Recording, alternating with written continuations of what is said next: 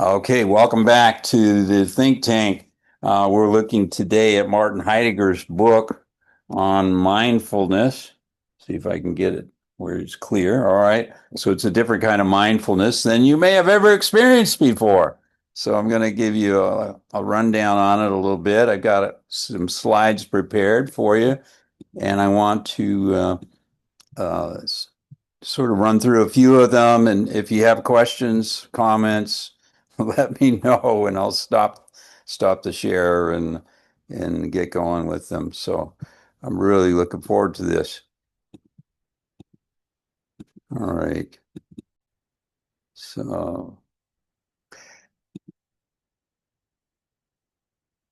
all right, here we are.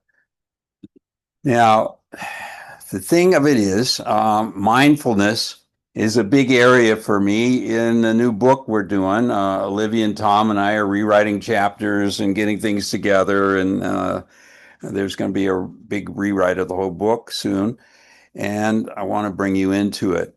The new version of the book will have 5 pillars, 5 chapters. It'll purview, kind of a coaching model and about mindfulness, curiously enough. But I think glow is its own kind of mindfulness. And yesterday, if you attended my presentation on SEAM, socioeconomic approach to management, you can see there's definitely a kind of mindfulness about creating a democracy out of a bureaucratic organization and helping them put people first instead of anything else, developing human potential. Souls is a set of inventories we have, quizzes, etc. One by Olivia from Glow. It's about wisdom, love, and other things. And then I did one on Purview, and that quiz is up and just about it's running, but some more tweaks are going to happen. But we also have Axiogenics, Peter Demarest and Harvey Shuf. So that's happening, and we're developing a pretty good relationship with Vujade, with Monty and Doug for their inventory. So Souls, I won't get into the acronym now, but it's sort of an inventory, putting your hands up of different things you can look at. And then we have the wonderful David Serfimo with assumptions, auxiliary assumptions method, and he did a brilliant presentation a few weeks ago. So that's kind of an overview. I'm not going to go into these, but I wanted to let you know what's happening.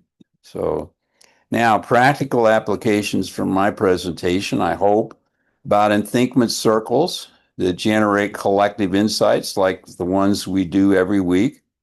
I think there's a deeper coaching presence in mindfulness, holding space for emergence rather than just directing the outcome is a different kind of coaching mindfulness. The organizational intervention methods that the 5 pillars represent, and the leadership development approaches. So these are, if you've never heard of Heidegger, if you don't know what Heidegger mindfulness is, that these are some practical applications. The import lies in providing practitioners with a more sophisticated, collectively oriented, ontologically grounded. Not that most of our practitioners would know what that word even means, but hopefully after now a number of presentations you will. But it basically asking questions about your life and the world around you. And that's what we're about. I wanted to show you this on mindfulness because it's an attempt to, in the quiz I've developed, I have a section on Western inspired mindfulness. Now, it's different than Heidegger's, so I'll tell you that at the get go. And it's based on the play Our Town, where it's being mindful of the everyday moments in life. So if it has questions on agree, disagree scale, strongly agree, strongly disagree. I take a moment each day to appreciate the sunset over desert landscape. I'll just read them off if that's okay. I often pause to listen to the sound of horses or the wind through the sagebrush. And I'll tell you, my quiz has a Western motif because I'm in New Mexico and because I got carried away. I find joy in simple everyday tasks like tending to animals or walking through town. And here I'm talking about a small town, or if you're in a big town in a small suburb or nook inside of New York or something.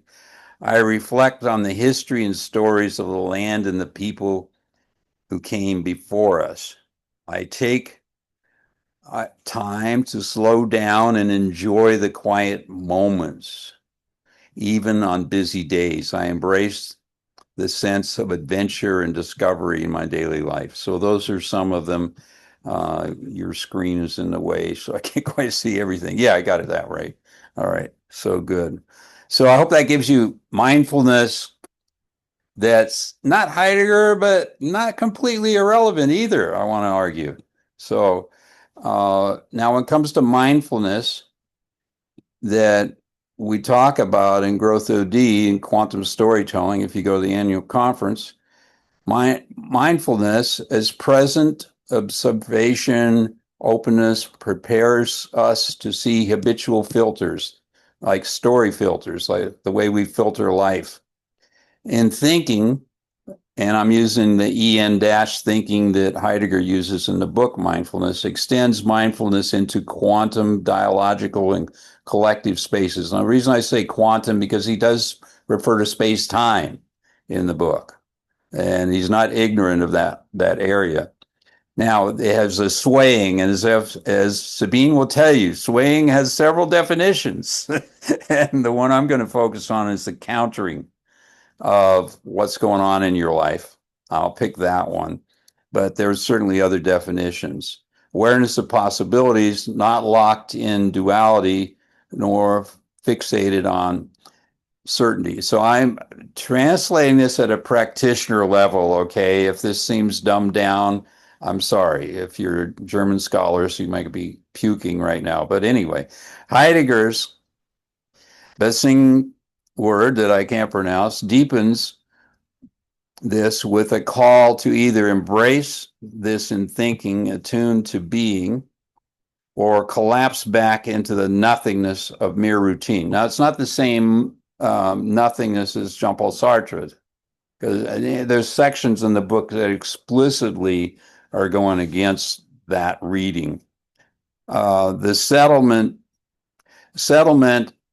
is a key word throughout the book, so is never static. It's an ongoing attunement. An attunement would be kind of my wording of it, a commitment to stay in the mirror play. Now, mirror play of strife is a section in the book, and I'll get you the page number in a minute. And then my words, little while moments. So the initial questions I did from our town adaptation that are in my quiz gets you into those little while moments of everyday life. And for that reason, they're there. So here's another look at it. What's possible, practical importance. Well, coaching clients, noticing the let be. So Heidegger has a Gestaltenheit, I'm sorry, for the past filters. I'm talking about story filters when I look at them. Tune into the swaying of emergence, and that I mean the countering to the life that you're handed or you're in, and seeing options. So countering is resisting or rejecting something. Realize that all genuine transformation rises from the abground, which is the abyss, thanks to Sabine's wonderful German translation work. We know that many times in our life we're in an abyss, and allowing organizational or family or community meeting and new storylines to surface from that groundless openness, not preconceived structure. So there's countering between the preconceived and the idea of the abyss that none of us really want to fall into, I hope. In sum, to practice in thinking in the growth OD sense is to live consciously at the intersection of swaying forces. And I apologize for using the word swaying. I promise I'll never use it again. I'll use a German word But I'm trying to get the idea of a counter and a rejection and a moving on in that kind of sense of it. Now let's take another look at it. We'll go back a little bit. All right, put this. There we go.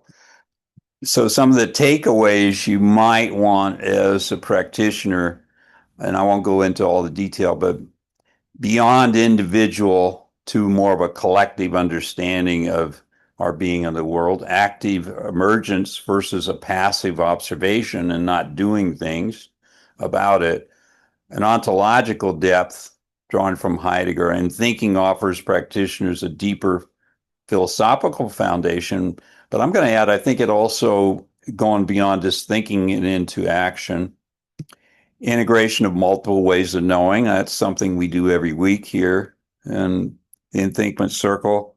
And unsticking from habitual patterns of thinking, feeling, etc. And I think we do that a lot in Growth OD. So let's look thinking in Growth OD and thinking and enthinkment. So I don't need to go further into that.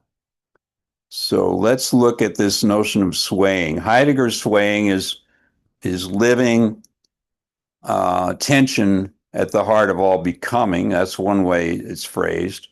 It's the decision space between old filters and emerging possibilities. It's strife between world and earth. This is often repeated in the book.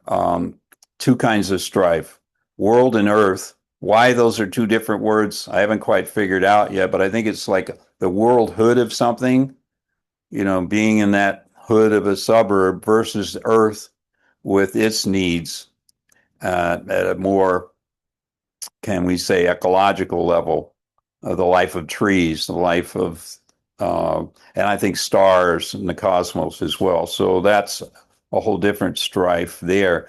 But he also has between godhood and humankind. I don't like to say man, godhead and man, so I say humankind, editing Heidegger a bit for modern times. And in organizational or narrative terms, space where dominant grand narratives, that's is my wording for it, replanted with emergent, more fractal things. So that's probably not going to help you as you're a practitioner. So let me move on to where I am in the book. And this is for people who ask me about that. I'm in the book in section 82. If you're following in the German, it would be in the section 82. If you're in English, it's on page 275 of the book. So, and I'm mainly going around that section between 271, 275, that 5 or 6 pages. And I'm looking at a quote here on page 275, upper left. The decision of either to become in thinking of being, it's got the dash in it, or to become nothing at all. And I don't think it means nothing at all. I think there is no such thing as nothing at all. Okay, so in this Heideggerian reading that I'm doing anyway, but it certainly has to do that there's options of questioning in thinking. So I tie that together. Moving to the right, Heidegger frames existence as a fundamental choice, swaying decisions. Are we open to the call of being? We're thrown into it. We've talked about that. Or do we default to nothingness, closing down options? Now, I coach people who have closed down their options and they don't see nothing. They only see nothing. They don't see an alternative to nothing. And I have to coach them. Hey, throw that out. You have possibilities. You can plan your future. I put a quote down here for you that's not on the screen, but the best way to predict your future is to create it. Who could tell me who said that? The best way to predict your future is to create it. So Paul knows. It's Abraham Lincoln, So that's a very practitioner way of saying the same thing, right? So there's always a way to create the future, and you can create a different future than the one you're in by acting differently. So it's not like a really brainstorm thing to think about. Third box, second from the top, the settlement of countering and strife. Now, that wording occurs a lot, and this is direct in the English. At the intersection of their swaying, so there's that swaying word, is an in between and a mirror play of the and I think one of our famous other psychotherapists takes the mirror play and makes a whole deal out of it. But anyway, I think this is probably where it's originally worded, of the necessity that displaces Dasein and the unavoidableness of the truth of being. So that's a whole lot of stuff to unpack in one sentence. Are you kidding me? Are you kidding me? I mean, you got the settlement of the countering, the strife, the intersection of the swaying, the in-betweenness of the mirror play. Now, what is that? Well, consider looking in the mirror. In the mirror play, the stage, what you on the stage pretending to be something, and you and your authentic self, right? And the mirror of that, that's an example. Dasein, the beingness in the world, and the unavoidableness of the truth of being. What the heck is the truth of being? Is there a truth of being out there I didn't know about?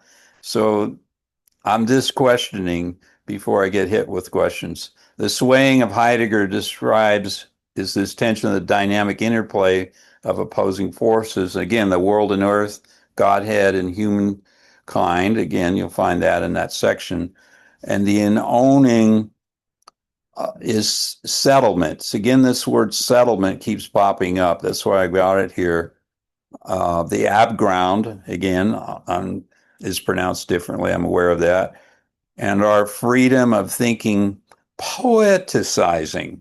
Now, I love it that in the last session that I hope goes online, Sabine talked about several poems at the beginning of the mindfulness book and took us through them in a very informative and enlightening way. And there's another saying that we have to find. I'll put that on Sabine's list. What the heck is that in German? And rises up out of the abground. Okay, so it means coming out of the abyss. And maybe that's the only kind of thinking we can do is poetic thinking, is my hint on it. The last section of that set of pages, 270 to 275, for Heidegger, the abground is a groundless ground, a source without foundation. Real thinking, in thinking, and creative in saying rise from this openness, surpassing fixed essence categories and stories. Now, I've kind of paraphrased Heidegger. I don't even know if that's allowed. I can probably get disbarred from all academia for doing that, so that's kind of enough for today, I think. Let me see. Oh, I've got something on the page. It was covered up. So this is one of my favorite lines here on page 275. The decision of either to become in thinking of being or to become nothing at all. So I put 2 twos in there. Sorry about that. I'll say it again. The decision of either to become in thinking of being or to become nothing at all. So that is the question. The settlement of countering and strife. I'm trying to be giving you the actual words from that page, 271. At the intersection of their swaying in between the mirror play. So you saw that. And 273 is where you'll find this in owning is settlement. Settlement sustains the abground, the abyss, in other words. And our freedom of thinking, poeticizing in saying arises. So that's where you find it. And then what is the swaying? And this is the reference that I'm using in this text. I put together a table for you, a growth OD that's going to be in the mindfulness quiz I'm developing. This table will come up. So growth OD stands for gratitude, rooted organizational wisdom, transformation, healing, ontological development, mindfulness. Actually, it's organizational development. And Elior keeps putting ontological in there. I don't know what I'm going to do with this guy. And each one has a dimension that's in the quiz, like the Western inspired man.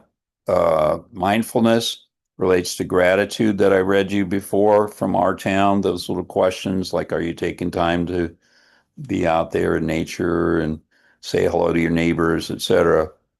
The vibrations, organizationally, the restoring an energy scale that I've got in there. Anyway, I tried to translate it and then do some reflection. So that'll be in the one of the things I wanted to show you today before I wrap up here.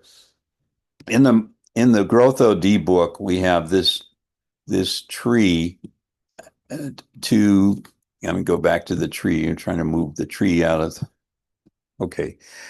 What it's saying is that the deep storytelling is 90% below. It's down at the root level. The 10% of the words we hear, the gestures we can see, what we can make sense of with our five senses, okay? But the deep stuff is down below. I took this next picture of a tree out of the training that Olivia and Tom, myself, are getting from axiogenics.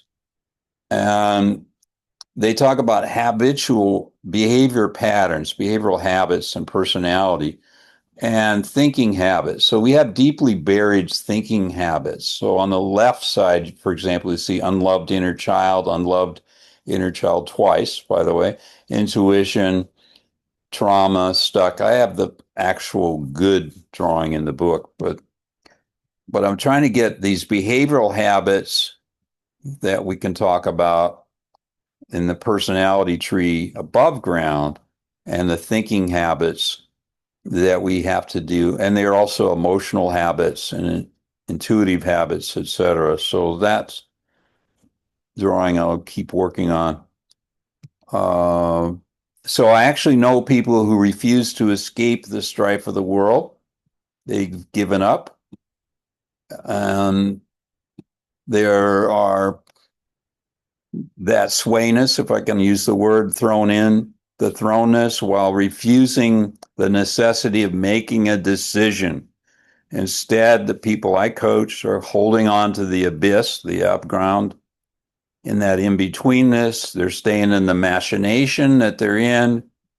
And the truth is, if there is a truth, the clearing, the openness, the intersection, making a settlement of the sway, in other words, making a choice, will collapse the wave. So that's sort of my presentation. So a pretty wild presentation. I don't know if anybody just wants to say anything, but I certainly enjoy your comments. I'm going to borrow a three-word phrase from long ago. Right on, Washington. I'll borrow your Yay, praise. David. Yeah, I the love it Beacons again. how you can actually apply things, how you can take these things and then apply them to what you're doing. I really love that. Oh, I thank have to you. say, Thank I you. mean, you can, it's like setting a boat, from one lake onto another. It's like, oh my goodness, into like a completely different water and making it work, and David, I want to, say that I love how you have that ability to do that. I can't for the life of me do that. That's where I stop. I'm like, That's, ah! that's why you and Okay. I are good partners, doing this work Yeah, I because mean, but I am, also you know, the word that phrase of world and earth, actually that struck me too. And so this is something I think I would like to explore further as well, because, I mean, I remember in Being and Time, he lists several meanings of the word, I mean, it's that world can mean this, it can mean the space that we live in. it can mean the intellectual, world. It can Well, mean yeah, academia. It can mean your workshop. It can mean, I mean, it is so, I mean, he lists a whole range correct. of what Yeah. world is. And, and he decides for world, he settles on the environment in which Dasein actually lives and acts. But, Earth, I am not sure where he's going with it. And why is I, Earth not part of the world? I I mean, and what am, is I'm with like you. what is part of what here? That's what I'm not, and why are they in strife?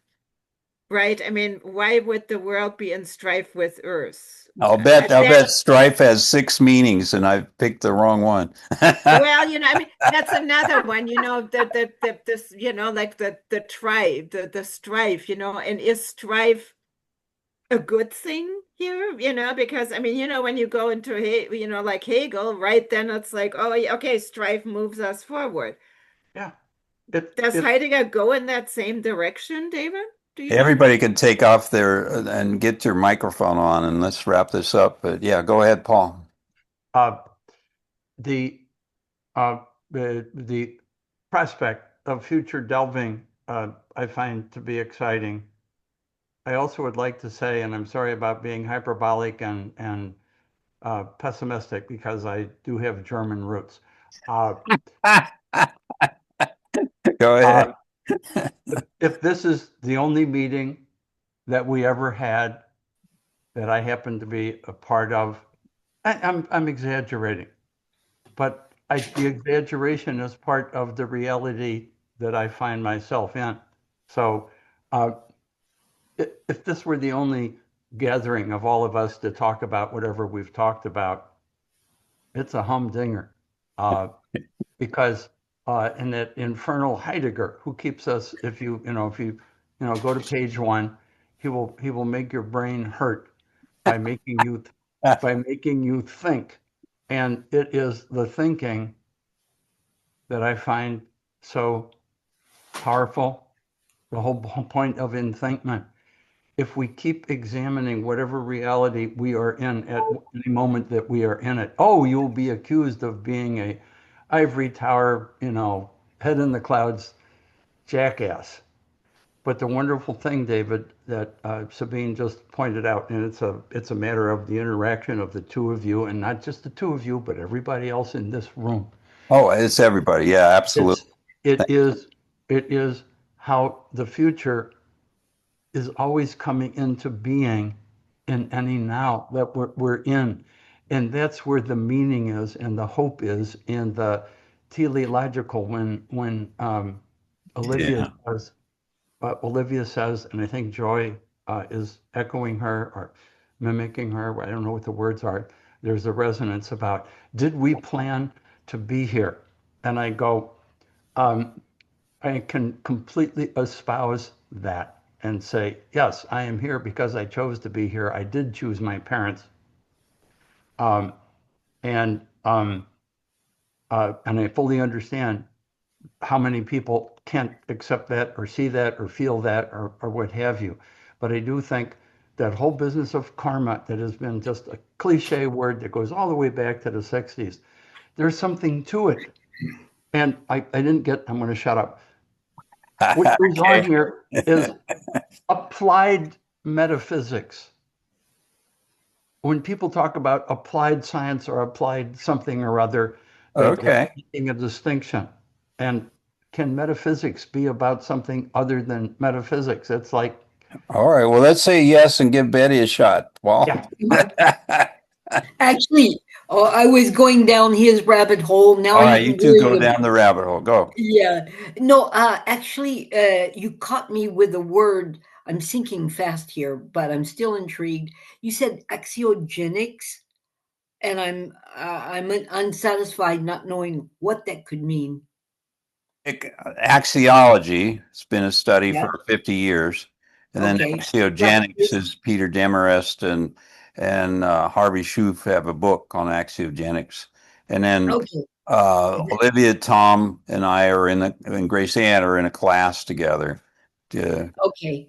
Well, can I look up axiogenics, or is there a Oh word yeah, that you would- can. Yeah, Okay. it's and if you just say Peter and Harvey, you'll find everything you want to know. That's it. I needed the keyword. Yeah. Thank you. Oh, anytime. Hey, Olivia, Tom, do you have anything to add or No, I just did I really put you to enjoyed it. sleep, Joy? I want to know, Joy. Did I put you to sleep? I thought it was great. Like to hear your comment before we wrap.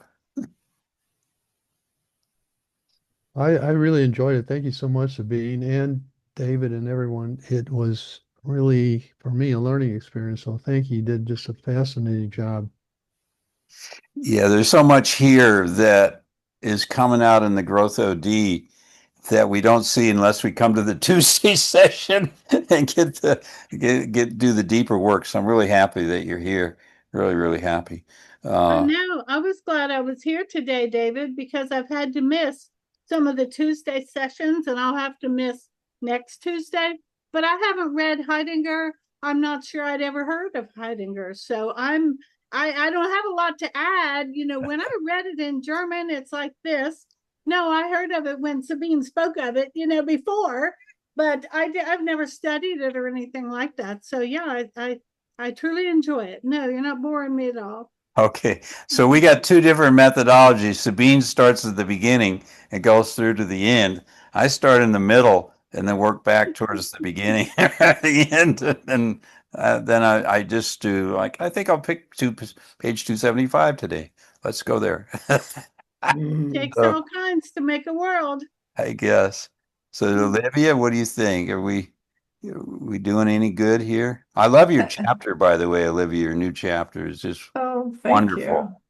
you. Yeah, and I'm going to make those edits. I emailed you about that to the way you said, and yeah, I really enjoyed it. I love this kind of conversation. I love when I learn things that I hadn't heard before. So it was Okay. wonderful. Just May checking And I with haven't you read all. Heidegger either. So sorry. Everybody belongs and everybody fits.